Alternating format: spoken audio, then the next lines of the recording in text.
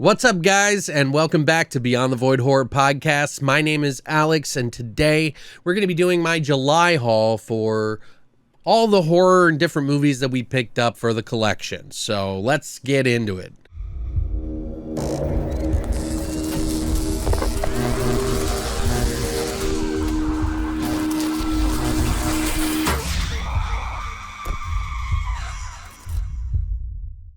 Now, a lot of sales are going on and off throughout July and maybe even before. Some of these movies came in really late. Like, I ordered some stuff from, I think it was Scream Factory. That took a really long time to get to me. So I got it in July. I'd ordered it back like a couple months before that. I'll go through and try to remember how much things were, but I'm not 100% sure. So a lot of these sales have passed, but I want to at least share it with you. Maybe help you find some movies that you might be interested in.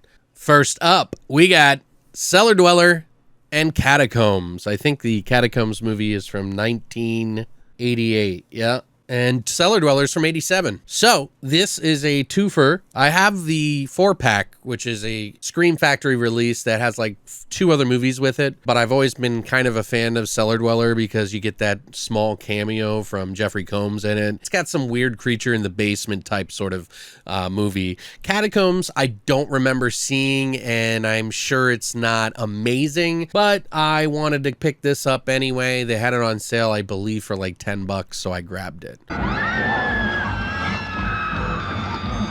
Up next, the next 3 are going to be from Severin. I actually got a pretty good sale on it. They had some newer and older ones that I wanted to get that I hadn't picked up. They're not my favorite movies, but they're still Fulci movies, and eventually I would like to pad out my entire collection with everything that he's made. So, what do we get? I got Enigma, which is one that I can't remember. I always get confused, but there's this girl who gets in an accident or something like that, and then she starts haunting this dance studio, I believe, and it's awful weird. I'm not 100% sure. I haven't seen it in a while, and I think we might have covered it once, or we were going to on the podcast, but never did. But this is one that comes with a slipcover. It also has the score by Carlo Maria Cordillo. He did the music in this, and that's always cool to have. I like when Severin does that. They include the actual music from the movie in it. Really nice to have, because even though you might be able to find it sometimes online, a lot of times these soundtracks disappear and they're really hard to find, and then everybody's like paying top dollar for them. So I got it. It stays in the case with it, which I absolutely love. We will probably be reviewing this movie in the future.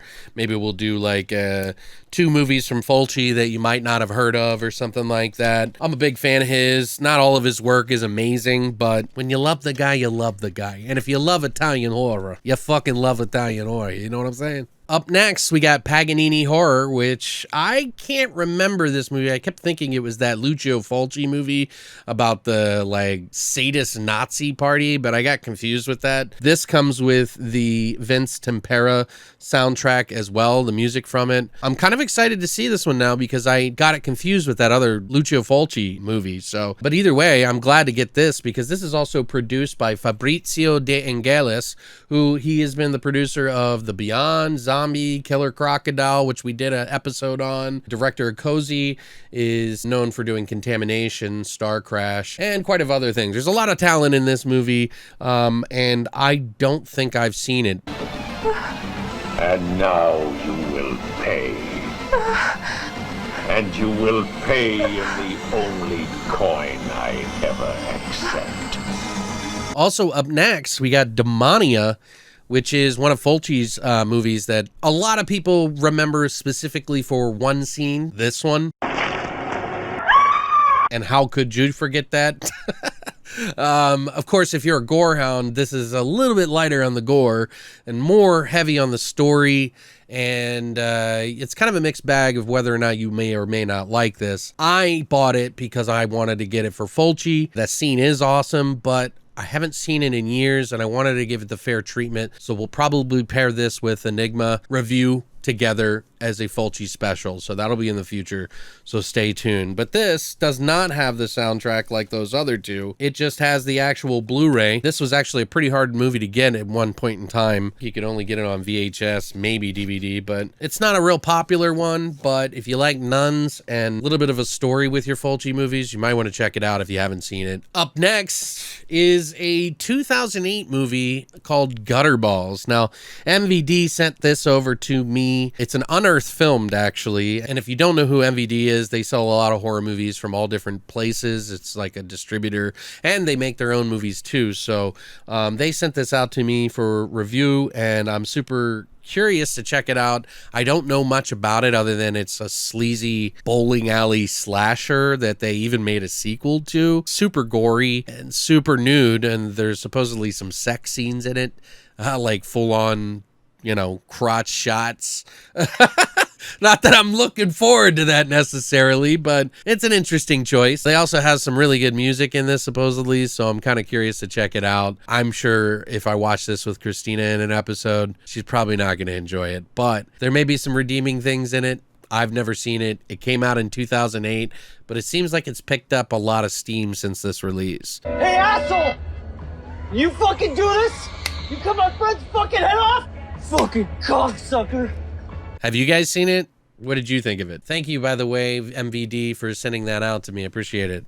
Definitely going to review it. Up next, Vinegar Syndrome sent this out to me. This is called Old Dracula. I'm going to be reviewing this as well. I'm not sure if I'm going to do it as a video here or on the podcast, which we do upload both on the YouTube, but I may do an actual full breakdown of this movie or something and see what I think. Now, this is a PG-rated film that was kind of a blaxploitation film about Dracula trying to find his bride, and somehow her, spoiler alert, her blood got transfused into a person of color, and don't know if it's problematic or not, but I will find out, and I'm curious to check it out. We may pair this with something like Young Frankenstein or Young Dracula. There's another movie called Young Dracula that is PG as well around this time, so I thought maybe it's a good opportunity to mix the two, but we'll see. Thank you, by the way, MVD, for sending that out to me. I appreciate it.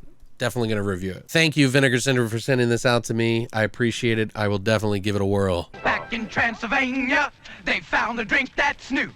If someone wants to drink your health, they drink it out of you. Up next, something I'm really excited about that we haven't popped in yet. Just came out. And it is the 45th anniversary limited edition version, 4K transfer, Ultra HD, and I don't know, it does have HDR. This is Jaws 45th anniversary limited edition. Probably going to need a bigger boat for this one, but it's got a lot of bonus features and a booklet inside. I'll show you a little bit about what it's got. Comes with a digital code, which I will be using because I don't even have a 4K player, but I'm buying ahead. Plus, it comes with this little booklet here, which is pretty cool.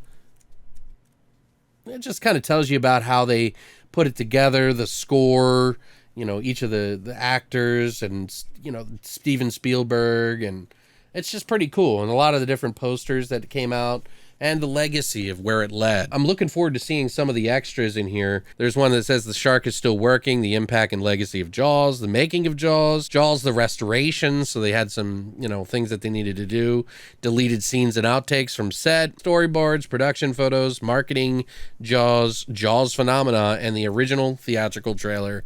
So I'm looking forward to checking this out. But yeah, 4K, baby. You're gonna need a bigger boat. Did you guys pick that up? What do you think of the transfer? Did you like it? I heard it's really good. Up next, we got some stuff from the, I think it's a $6 bin now. It used to be $5. Now it's like $6 or $7. I can't remember, but Christina picked these up from the Walmart in the bin. I made her take pictures so that I could see what was in the pile. And she's like, I don't know how you saw this one, but we got the Last Starfighter, which is the 25th anniversary edition. It's got some extras in there, nothing special, but This is a movie that some people like, and it's kind of boring for others. It was around that time it felt like, I don't know, video games were coming out. It was kind of a cool movie to use video games and then turn it into a real world, kind of like Tron, but a little different. I started watching this the other day, and it is a little bit of a long watch in the beginning for some people, but a lot of people really love this film, and I wanted to add it to my collection. I wasn't too thrilled about this one, and it didn't do the big deal for me back when I was a kid like everybody else, because I think I kind of missed it, or maybe just tuned out when I watched it, but still, I'm glad I own this, and it was pretty cheap. So up next, we got The Fog and The Howling on Blu-ray. It was a double feature. We may end up giving this one away. I don't know. We'll see. It's a Scream Queen double feature. I don't have The Fog on Blu-ray, believe it or not, which, you know, I always end up buying all the like weird movies that I think they're going to go out of print. So I always buy those first because I'm like, oh, these will be around forever. And then sometimes they're not. So we picked this up mostly for The Fog. I already own The Howling on Blu-ray. If not, we'll give it away in one of our giveaways to you guys that we do, which we haven't been doing because of the whole pandemic, but we may start it back up. If you haven't seen The Fog or The Howling, they're both pretty great, although some people may have arguments about whether or not The Fog is really great or if they like The Howling or their other werewolf movies. I still think The Howling's really cool, and regardless, you have to appreciate the big ones, you know. But yeah, John Carpenter, Dante split here, I guess you would call it. Now it has returned. Who's there? Up next, we got Split. Speaking of Split, this is the James McAvoy Split controversial film now. Some people are upset about this movie because it doesn't depict dissociative disorder that some people get with multiple personality disorder is what it used to be called, but now it's dissociative disorder. But still, I think this is kind of like a movie that is, you know, it's a comic booky characters that never really existed in the comic book world, but this is kind of like a interesting take on it. And, you know, you have to admit that even if it isn't accurate, James McAvoy does a really good job of playing multiple different characters in one fucking movie. I think I gave this like an 8 when I first saw it, and I still haven't even seen Glass yet, so maybe when we watch this, we'll watch Glass after it. Oh boy. And this one's going to be interesting for some of you guys because I'm sure you're going to roll your eyes when you see it, but Battleship. I remember back in the day when they actually had an article about they're going to make a Monopoly movie and a Battleship movie, and they were going to be making all these movies based off the fucking Mattel. I think it was Mattel. I don't even know. But this is directed by Peter Berg, which if you're a horror fan and you've seen the movie Shocker, he's the main guy in the movie who, yes, that's Peter Berg. That's him. He's actually a big time director and he's done a lot of films, and this is one of them. Now, yeah, this is very over the top, but picture, if you will, someone talking about making a movie based on the actual board game called Battleship. And think to yourself, how could it ever possibly be good? Well, people will debate whether or not this is worth watching or not. I actually had a really good time watching it, and I didn't think it was that bad. Yeah, it's a stupid concept, but it's also kind of stupid fun. It's just kind of one of those guilty pleasure movies that you watch and pop on. Like, I like 2012, the movie, because it's got a lot of destruction and shit. And this has got some silly moments in it, but it's actually pretty fun. And probably the best outcome for a movie based on a fucking board game. So let's be honest here. Like, even if this is like a 6.5 or a 7, it's still enjoyable. It deserves more credit than it actually gets. Maybe you can find it in your bin at Walmart and check it out again, and maybe it'll be a different experience for you. Oh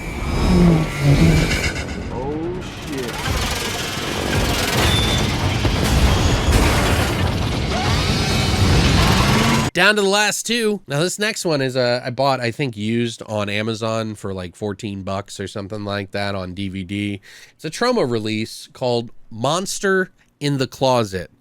Now, I'm fairly certain that we have done a podcast episode on this movie, but if you've listened to the podcast on here or, you know, audio anywhere you can find our podcast, you may know that I go into depth about these movies and try to give them as much light as a movie can get, even if it's bad.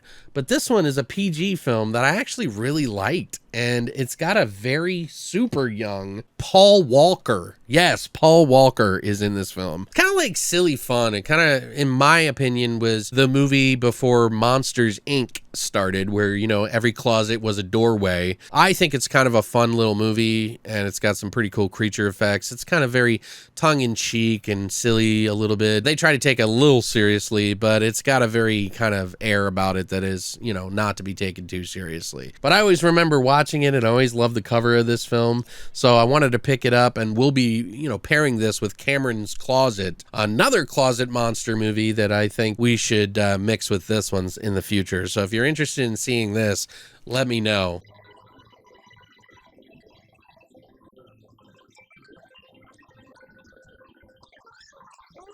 And last but not least, another movie that we picked up on 4K that we actually watched on Amazon Prime, because I think it's still up there right now, is Knives Out. And we got the case and everything. I think we got this for like $12, and it is HDR. I heard it actually looks really good. This was a real big surprise to me. It's kind of an old style of movie, mystery movie, that was actually pretty funny at times and dark. There's one scene in this movie, if you've seen the movie, where the old man who's in this movie talking to the maid, and it is some of the best dialogue and like everything that's happening in there, and how this movie ends up it was great. And there was so many actors in this movie. Some people maybe had a little bit higher expectations for it and didn't like it, but I loved it. I thought it was a solid film. I think I gave this like a 9 or something like that. Not even really within my realm of most movies, but it's a Rian Johnson whodunit, and I thought it was really good. Maybe people didn't like it because of the whole Rian Johnson thing, because of the whole Last Jedi or whatever. You know, people get pretty crazy, but he also did Looper, so I mean, like, he knows what he's doing. But this was good. I really enjoyed it. If you haven't checked it out, highly recommend it. It's up on Prime. Just watch it for free, part of the subscription, I mean, or pick this up on cheap. I think my girlfriend got this at her work as a bonus or something. They give her points. Pretty cool. But yeah, guys, that's it. I actually have another haul of some Dollar Tree ones that I might be doing a video for. I'm not 100% sure. But yeah, I hope you guys are staying safe out there, staying well. I thank you so much for coming by and enjoying these movies with me. It really does mean a lot to me. Make sure, if you haven't hit subscribe before, please do. We have a lot of stuff on this channel, a lot of reviews, a lot of different things that I like to do and just want to be a part of. So thank you for stopping by. And as always, long live the void.